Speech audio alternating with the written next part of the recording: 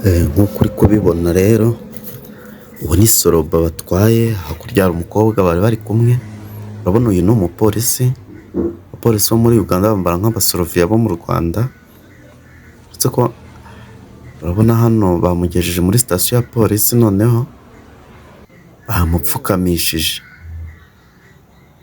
Uriya mukobwa arimo aragerageza kubasobanurira uko bimeze, ariko sinzi niba baraza kubyumva. Ni ugusenga pe. Urabona ko n'umuntu urimo gufata amashusho arimo kuyafata yihishe, ni umuntu uri gufata amashusho yihishe. Mana we, uwo mutipe se mana.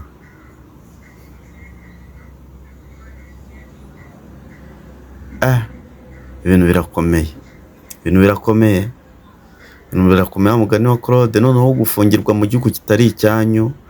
Abanyarwanda, abanyarwandakazi, baramwicaje, noneho aramubwiye ngo ahicara usobanure sha.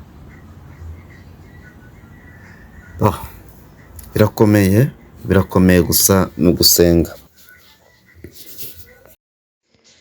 Hanyuma rero,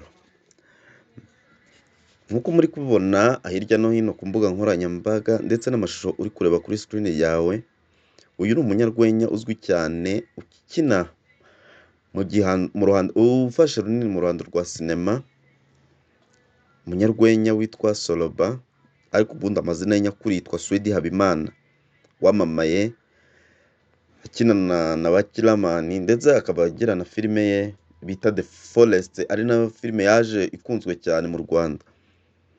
Mbibutsa ko uyu munyarwenya rero ari umwe mu banyarwenya bakomeye, ndetse bafite imibare minini y'abantu bamukurikirana, dore ko kuri YouTube, ku rubuga rwe rwa YouTube, afite abantu bamukurikirana benshi cyane, kuko ni abantu bagera muri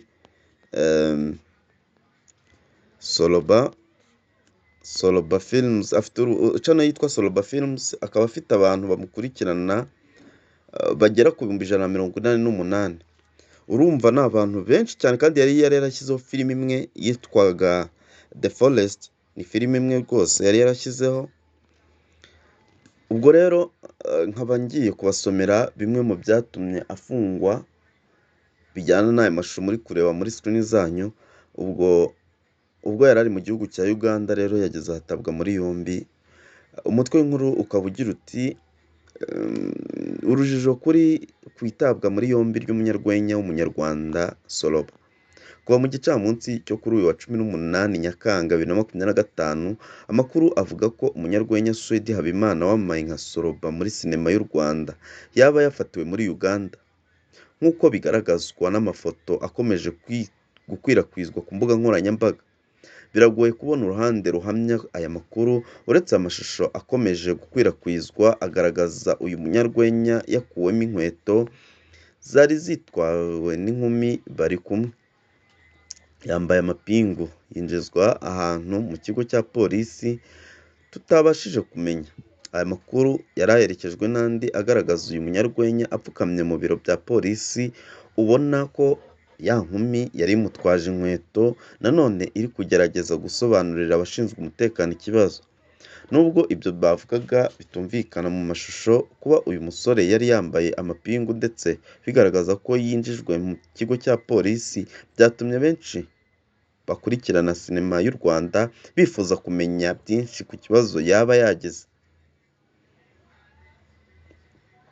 Mu gushaka kumenya mu by'ukuri ikibazo cy'uyu musore, igihe cyavugishije Kiramani basanzwe bakorana, ahamya ko nawe ayo makuru yayabonye ku mbuga nkoranyambaga nk'uko natwe twayabonye.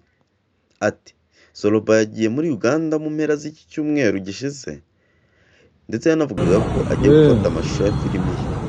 Ibindi turi kubyumva nk'uko namwe muri kubibona ku mbuga nkoranyambaga.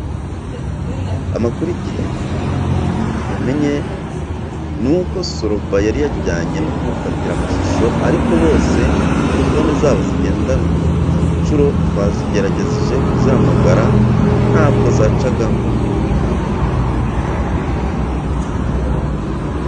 Ku rundi ruhande, Kiramani yavuze ko Soroba yari yamwishyuye gufata imodoka imuvana muri Uganda saa tanu n'igice z'ijoro yo kuwa 18 Nyakanga 2025 ari nacyo gihe yafatiwe.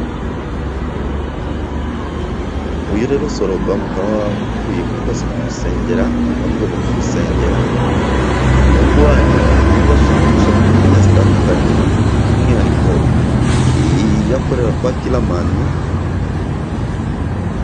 rwose ni umuhungu ukora ibintu bidasanzwe ndetse n'umuhungu uzi kwakitinga, ariko rwose mukaba mukwiye kumusengera.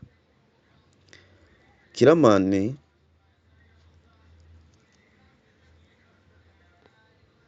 ibi rero bikaba byabaye muri iki gicuku.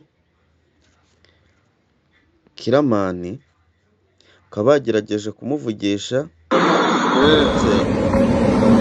uretse ikinyamakuru Igihe gusa cyagerageje kuvugisha Kiramani, ubundi abandi bantu bose barabona. Yewe ari n'uyu Soroba uri muri Uganda yazize iki nanjye sinzi ngo yazize iki. Ni ibintu biri aho ngaho biri gucaracara ku mbuga nkoranyambaga, ariko vuba aha ngaha ndabizeza ko mukomeza gukanda subscribe kugira ngo tuze kumenya neza ikintu uyu muhungu ari kuzira, by'umwihariko abakunzi ba sinema nyarwanda. Mureke tumenye neza iki kintu uyu muhungu ari kuzira, cyane cyane ko mu gihugu cya Uganda havugwaho ko ari igihe umuntu yacunze nabi baramuhohotera cyane, pfa kuba baviyoye amategeko yabo cyangwa hari ikintu wenda mutumvikanyeho. Hari igihe bashobora kuguhohotera rwose. Uyu muhungu rero ashobora kuzizira ibyo yakoze cyangwa akazira ubusa.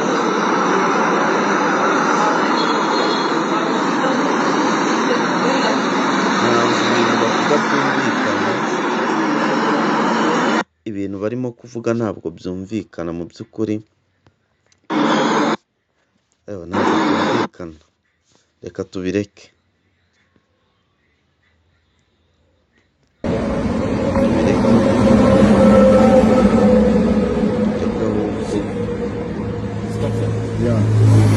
reka dukomeze dutegereze turebe ikiri bumve muri Uganda nyuma y'ibi ngibi.